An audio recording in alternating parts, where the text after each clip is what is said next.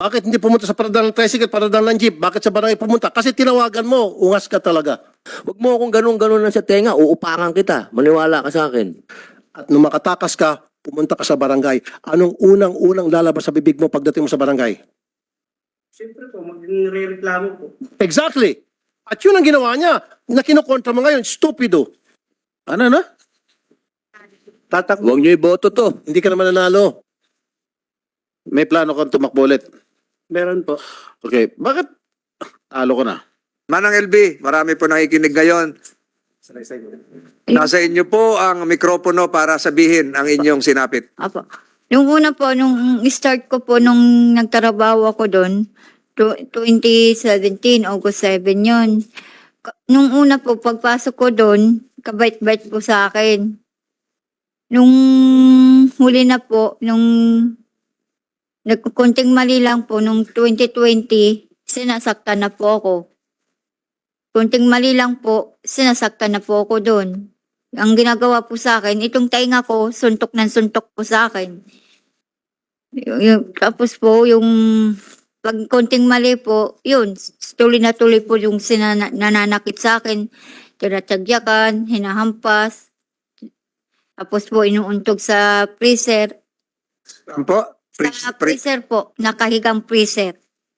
Inuuntog po yung ulo ko sa CR, tapos sa mga dingding kahit saan po. Sino unang nanuntok? Yung babae, lalaki? Yung pong babae. Ito po ay nagsimula noong 2020. Ito na po yung COVID pandemic. Tama po. Opo, Kasi- na po nila ako pinalabas. Kasi siguro yung mga amo nyo ay hindi rin lumalabas ng bahay kasi lockdown noon. Opo. So tuloy-tuloy po yan hanggat kailan po kayo nawala ng vision, hindi na kayo, kailan kayo nabulag ng paningin? Kailan kayo nawala ng paningin? Ito pong kaliwa, kasabay po ng tainga ko. Nung Pebrero po, to 2020 din po. 2020. Yung kanan? Yung pong noong 2021 po. Hindi kayo pinatingnan sa doktor, hindi kayo Po. yung mga ngipin po doon sa kanilang kamay din po Opo. nangyari po 'yan. Opo, sa babae po. Tapos ang nabasa ko sinabit kayo doon sa sabitan ng karne. Opo, totoo po yun. Bakit magkakarne ba ho sila? May freezer? Ano ba hong meron sila? Mayroon- Pahanap buhay nila? Opo, nakakatay po sila ng baboy. Ayun, nagkakatay sila ng baboy kaya may freezer sila na upright freezer siguro, yung malaki. Tapos yung sabitan ng karne, yung gaya sa palengke, yung letter J na bakal, Opo. doon kayo sinabit. Opo, sinasabit po nila po ako doon. Hindi po kayo nagsuplong sa inyong mga kamag-anak, sa pulis? Sinamsam po yung cellphone ko, paano po ako makatawag. Pinasweldo ba ho kayo? Hindi po, buwat nung nag-start po ako doon. Kahit piso? Wala po. Ilang taon kayo nagtrabaho na walang sweldo? Para pong 7 taon na po. 7 taon walang sweldo? Opo. Meron sigurong katanungan dito. Alam nyo ho, napakahirap po nung kahit isip-isipin ko, kaya ko pa ituloy yung mga tanong. Alam ko yung nararamdaman niya, pero si Senator Padilla nagsabi na gusto niyang maunang magtanong. Hindi kayo sumulat o hindi kayo pinasyalan din ng inyong mga kamag-anak? 7 taon hindi kayo umuwi sa Batangas. Tiga Batangas ho kayo, di ba? Batangas City. Opo. Pero Hindi- po, pinaligaw ko lang po sila dahil sinabi ko pong taga-consumption ako. Saan po? Sa consumption sa San Jose. Pero taga saan ho talaga kayo? Dito po, taga Batangas po. Taga Batangas. Po. Tapos, ni minsan, hindi kayo umuwi sa Batangas sa 7 taon? Opo. Pasko, mahal na araw, Hindi po. araw ng mga patay, hindi kayo umuwi. 7 taon, nilaan niyo po yung buhay niyo. Tumulong kayo doon sa inyong mga pinamamasukan. Opo. Oo. May mga balita pa na pinaguhubad kayo, pinagsasayaw. Opo, totoo po yun. Alam niyo ho, ayoko nang ituloy itong pagtatanong. Gusto ko magtanong din yung mga kasamahan ko. Mauna po siguro si Senator Padilla, pakatapos si Senator Estrada, pakatapos po si Senator Tulfo. Senator Padilla, pwedeng pakituloy. Chairman, Yun yung gustong kumain muna habang nandyan yung... Nay, Um, Magandang umaga po, Nay. Apo, Chairman, yun po kasing gusto kong tanungin yung barangay captain eh.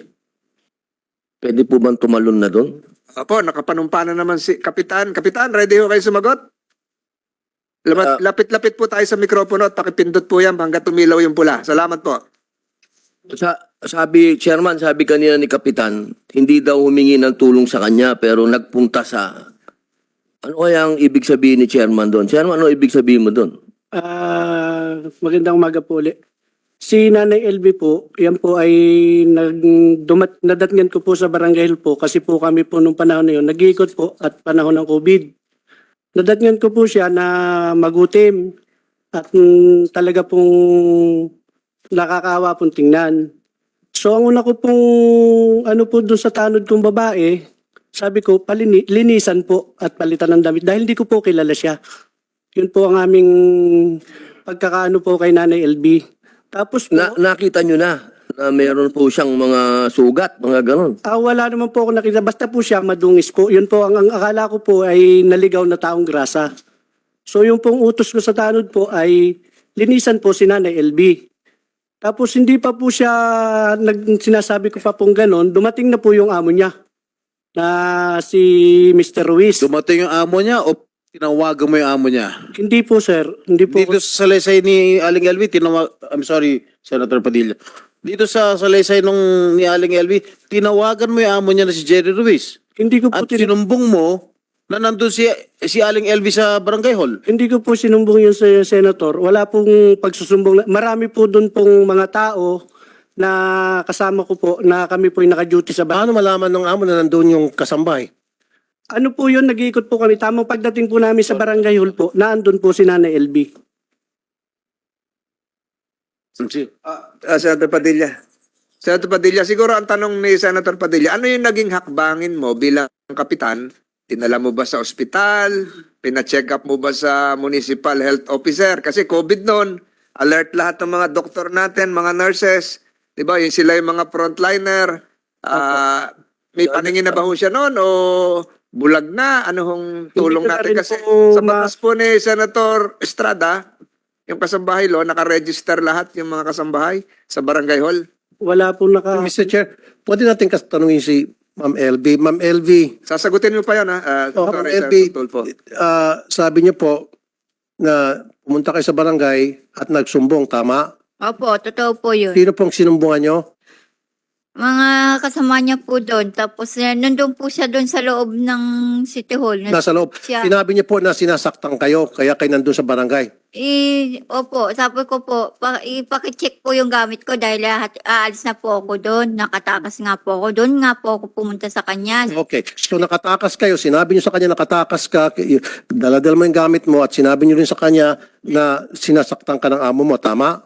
Opo, sabi ko po, pakicheck yung gamit ko. Baka po sabihin ng amo ko Nagnakaw. na nagnakaw ulit ako. Tama. Okay. Tapos, Napakasinungaling mong tao ka, sarap mong... Alam mo, napakasinungaling mo. Gusto mo, ilay detector test ka namin, payag ka. Sige, pag lumitaw na ikaw ay nagsinungaling sa lie detector test, kukulong ka agad namin dyan sa baba. Good. Pakibukas yung mic. yun naman po sir. Alam nga ba naman magsisinungaling to si Ma'am LV? Anong reason para siya magsinungaling? Hindi ikaw may dahilan ka para magsinungaling kasi tumawag ka sa amo tapos for all we know, baka bayad ka sa amo, baka sinuhulang ka ng amo. Ay yun po sir ang... There's no reason why she would be lying here. Alam mo, Chairman, kung nasa matinong pag-iisip ka, kung tama ka, patas ka, the first thing you should have done is pa-check siya sa doktor, tawagan mo si HR, tawagan mo PNP, sabihin na meron dito mukhang kawawa na kasambahay at tumakbo sa kanyang amo, ang kanyang reklamo ay sinasaktan siya, etc. Yun dapat ginawa mo. Ang ginawa mo, sinurrender mo siya uli sa amo, napakawalang hiya mo. Sir, excuse po sir, hindi ko po isinorender po yan at lalong hindi po ako tumawag sa amo niya. Kasi ang nangyari, naibalik siya uli sa amo niya. Kasi kung ganong sitwasyon, kung sa akin, kung ako si barangay chairman, may dumating sa akin kasambahay, kaawa-awa yung sitwasyon, madumi, sabi mo parang taong grasa, ipapacheck ko muna sa ospital, hindi ko muna payagan na sumama sa amo. At pagkatapos, tatawagan ko yung police, CHR, kung sino-sino pa mga otoridad, DSWD, para sama-sama mag-imbestiga, social worker. Ang ginawa mo, pinayagan mo makabalik ulit sa kanyang amo. Hindi naman po sir, ganun ang nangyari talaga po sir. Marami po akong kasamahan doon sa barangay. Kaya po, Maraming kasama sa barangay, pero you call the shots because ikaw ang pinakamataas, ikaw ang chairman, ikaw ang sinusunod ng mga kasamahan mo. ang una ko nga pong hakbang sir, akin pong pinalilinisan sir. Hindi po yung totoong... Pero sinabi na nga ng kasambahay yung kanyang sitwasyon na siya ay naglayas, na meron siyang dalang mga gamit, tinignan yung gamit, baka mamaya sabihin na nagnakaw ako. You didn't do that, right? Hindi po, wala pong nasabi si Nanay LV sa totoong buhay po. Sa totoong buhay, bakit siya magsinungaling? Ay, Bakit siya pumunta sa barangay? Ibig mong sabihin, pumunta sa barangay, naligaw lang? Basta na lang pumunta sa barangay dahil namamasyal? hindi nga po namin... Anong reason ba siya pumunta sa barangay? There should be a reason bakit yung isang tao pupunta sa barangay. Ikaw, alam mo naman dahilan kung bakit ang isang tao pupunta sa barangay, di ba? Bigyan mo a reason. Okay, masalita ka. Anong dahilan bakit, kunyari ikaw, ako si chairman, bakit ka pupunta sa barangay? Ang ano ko nga... Hindi, pakisagot lang. Bakit ka pupunta sa barangay kung ako si chairman tapos ikaw yung kabarangay ko? Alam ko po, may kailangan po. Pero po hindi... Exactly. Kaya ka pupunta sa barangay dahil meron kang kailangan, meron kang susumbong. Therefore, tama itong sinasabi ni Ma'am Elby, kaya siya pumunta sa barangay dahil meron siyang kailangan at yung kailangan na yun ay tulong mo. Sir, hindi naman po talaga ganun ang totoong nangyari. Yun po talaga yung nangyari. No, kasasabi mo lang sa akin pupunta ka sa barangay kung ikaw si ordinary citizen at ako si chairman, pupunta ka sa barangay, galing na sa bibig mo na pupunta ka sa barangay, ang isang tao pupunta sa barangay dahil may kailangan siya. Kaya lang, hindi mo inasikaso yung pangangailangan niya, hindi mo siya pinagsilbihan. Inasikaso ko po, sir. Ang una ko nga pong hakbang, pinalilinisan ko po dahil po panahon ng pandemic. Hindi, Kaya nga, matapos mo siya palinisan, sana pinadoktor mo. hindi po, Sana tinawagan mo yung DSWD, tinawagan mo yung CHR, tinawagan mo yung PNP. sir, sana po makapagsalita din muna po ako, sir. Papayagan ka, Kapitan. Papayagan Opo. ka magsalita. Pero Yung- with the permission of Senator Tulfo. Isa na lang po. Sige po. Kasi, Chairman, hindi mo ginawa yung trabaho mo.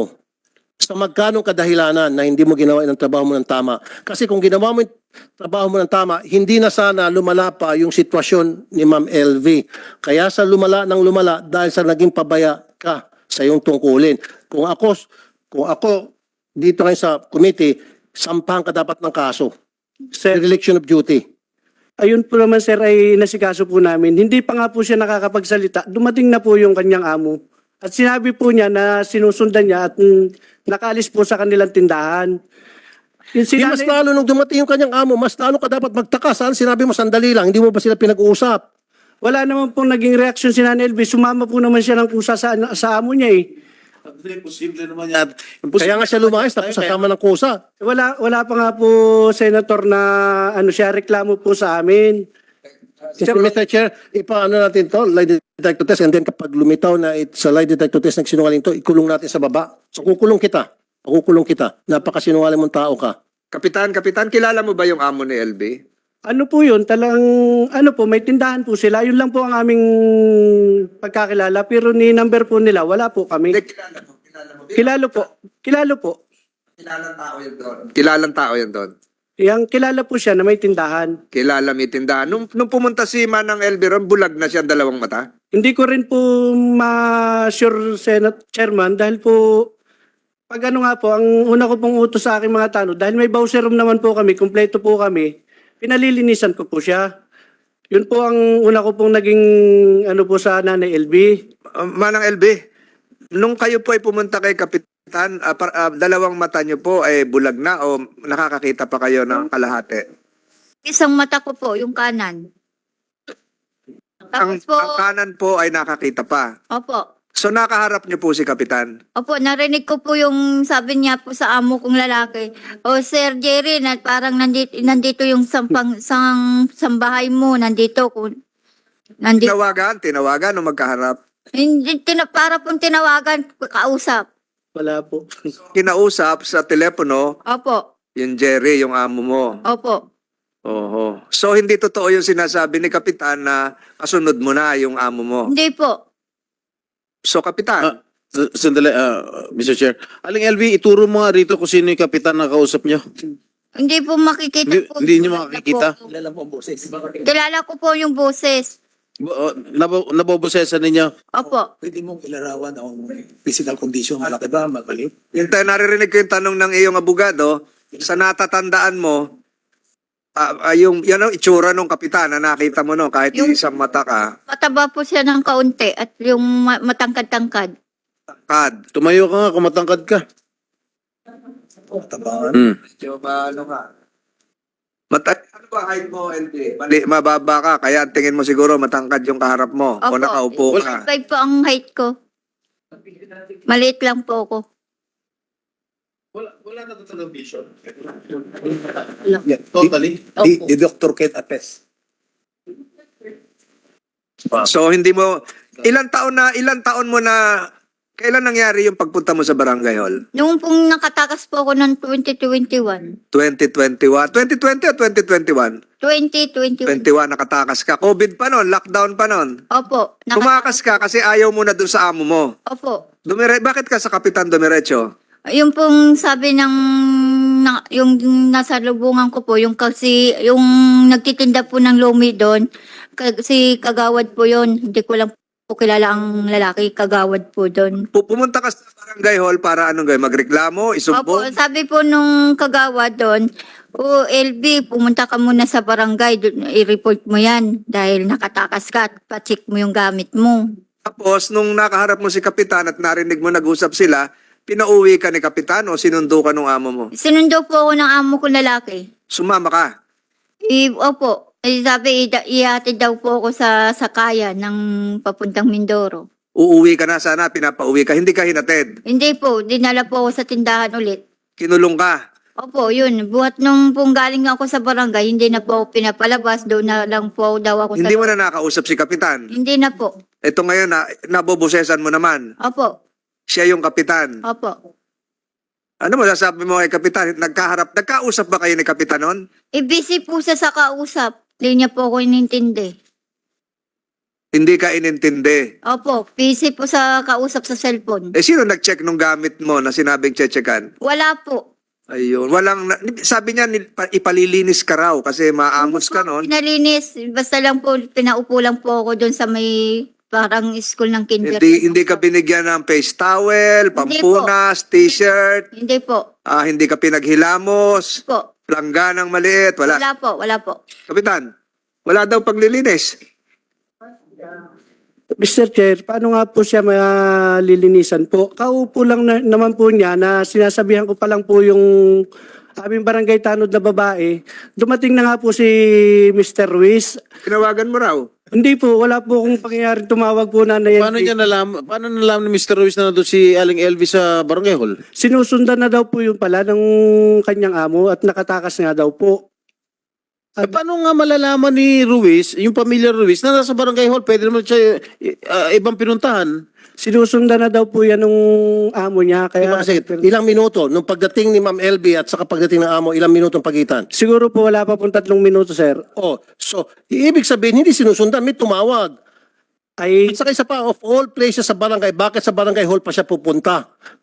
Pwede naman siya pumunta sa ibang tindahan, pwede siya pumunta sa kanto kung saan-saan pang pwedeng tambayan niya o sa paradahan ng tricycle kasi tumakas nga, di ba? Bakit hindi pumunta sa paradahan ng tricycle, paradahan ng jeep? Bakit sa barangay pumunta? Kasi tinawagan mo, ungas ka talaga. hindi ko po yung tinawagan, yan, Senator. Kahit po, Hindi nga, di ba, logic lang to, logic lang. Ang isang kasambay na tumakas, hindi usually pupunta sa barangay hall. Okay? Ang isipin ng mga amo na tumakas ang kasambay, pupunta yan sa sasakayan ng tricycle, sakayan ng habal-habal, sakayan ng jeep, o bus. Doon pupunta. Doon dapat unang pinuntahan. Hindi. Agad-agad pumunta sa barangay kasi may tumawag at ikaw yon. hindi po ako tumawag, Mr. Senator. Dan, pagkatapos nung pagkakaharap nyo na inuuwi uli si Aling LB sa kanyang amo, nagkaroon ka ba ng pagkakataon mag-follow up? Pasyal daw. Okay na, Mr. Ruiz. O, kumusta na yung nagpunta sa atin? Anong kalagayan na niya? Ako bilang kapitan dito, ako yung ama ng barangay. Gusto ko malaman ang katatayuan ng maamos na nagpunta sa atin sa barangay. Ginawa mo yon? Ang alam ko nga po kasi maganda naman po yung dating ni Jerry Ruiz, hindi naman po bastos. Pero maamos ka mo eh. Ang maamos, ang medyo magutim po si Nanay LB po talaga. Pero hindi ka na nag-follow up na ng ama ng barangay. Kumusta yung nagpunta sa amin na Manong Jerry? Nabihisa na ba yan? Ano bang kalagayan niya? Nakikita ko parang bulag na. Walang ganon. Yun po ang hindi namin napalo. Kasi nga po, ang paalam niya po sa amin talaga, naihatid na po sa pamilya. Ang sabi pa po niya, sa conception niya, ihatid.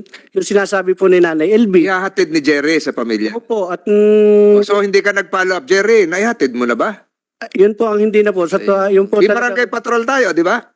Wala po kami barangay patrol, lakad lang po kami at saka po sariling motor lang. So wala nang pagpa-follow up kung naka-uwi o hindi. Nagtaka na lang kayo, magkakaharap ngayon dito, nandun ka po pala.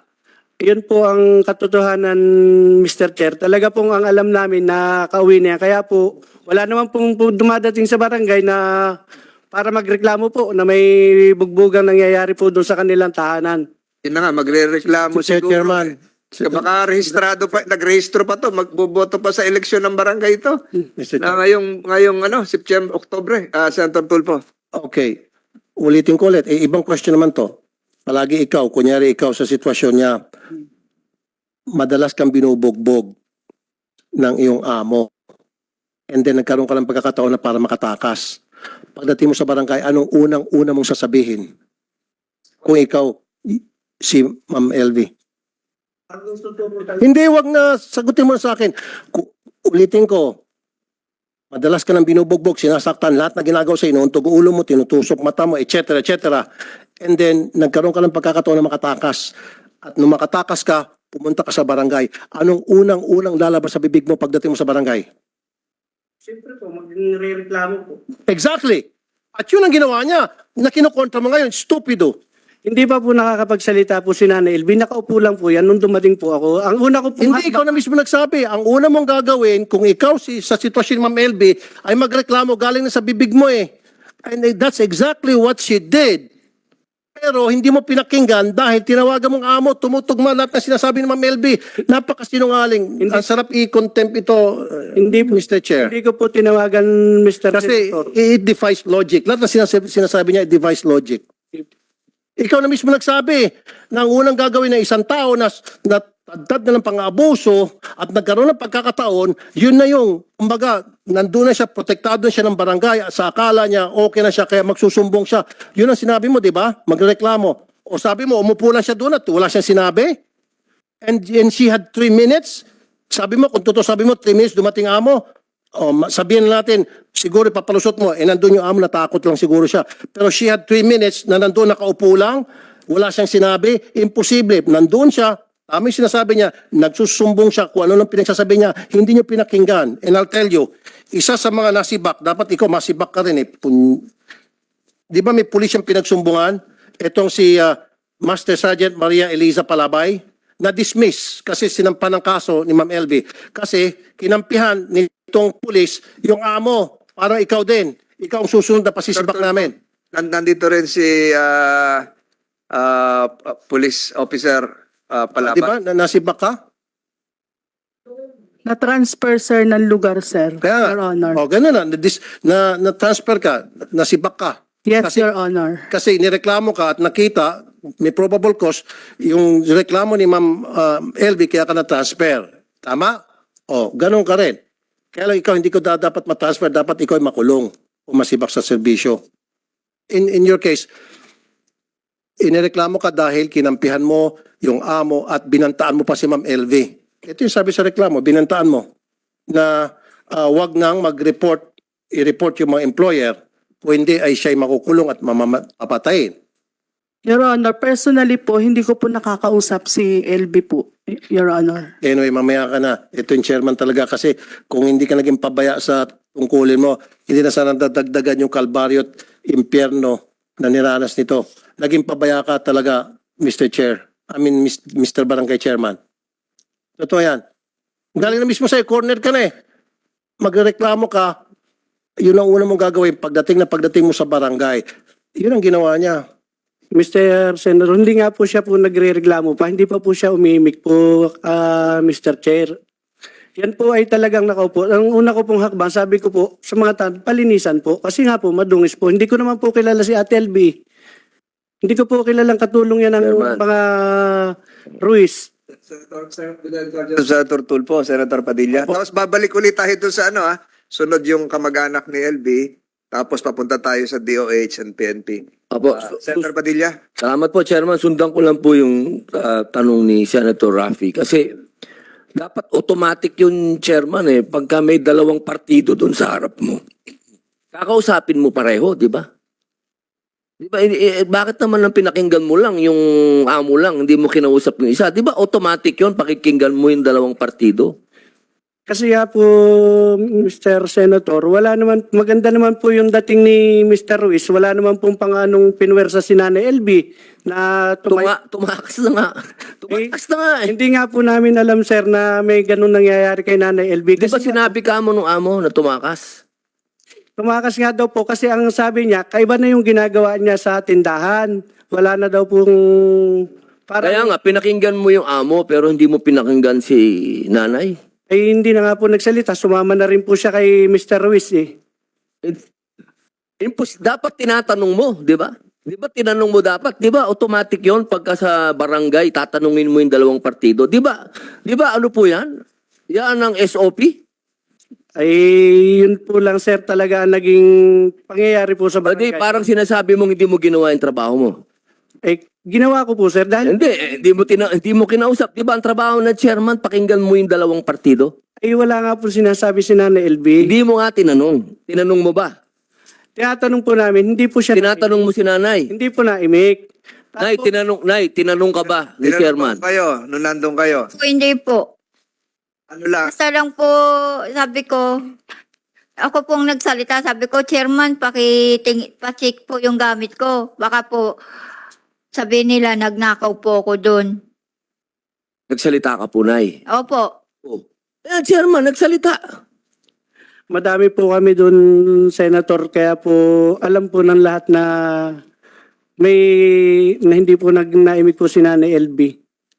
Bakit pa siya tumakas? Kung hindi naman siya iimik, nandun na siya. Hindi nga po namin, sir, alam na yan ay katulong ni Sir Jerry.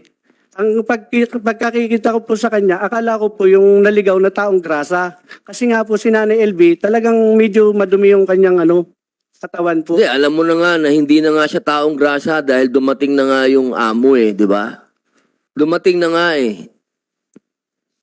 Ang dito, chairman, hindi mo ginawa yung trabaho mo. Dapat kasi, tinanong mo din siya kung ano po ba ang sitwasyon, ba't kayo nandito sa barangay. Natural yun Yun ang una mo dapat ginawa, chairman. Huwag mo akong ganun-ganun na sa tenga, uupakan kita. Maniwala ka sa akin. Chairman, yung katarungan pambarangay, ikaw ang chairman o meron ba ibang chairman?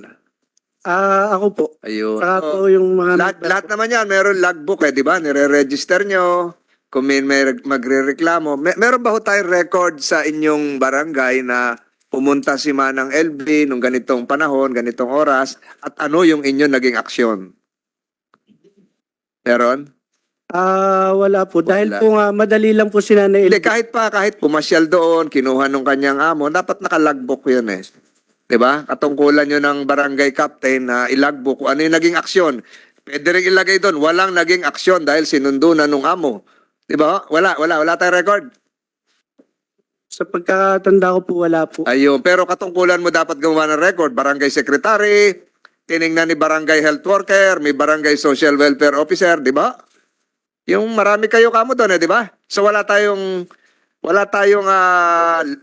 papel kung ano man. Wala po. Pero nag-seminar tayo niyan. Nakakalungkot yan. Senator Estrada. Gaano ko nakatagal, Kapitan? Isang first term po ngayon, Senator. So tatakbo ka. Susunod.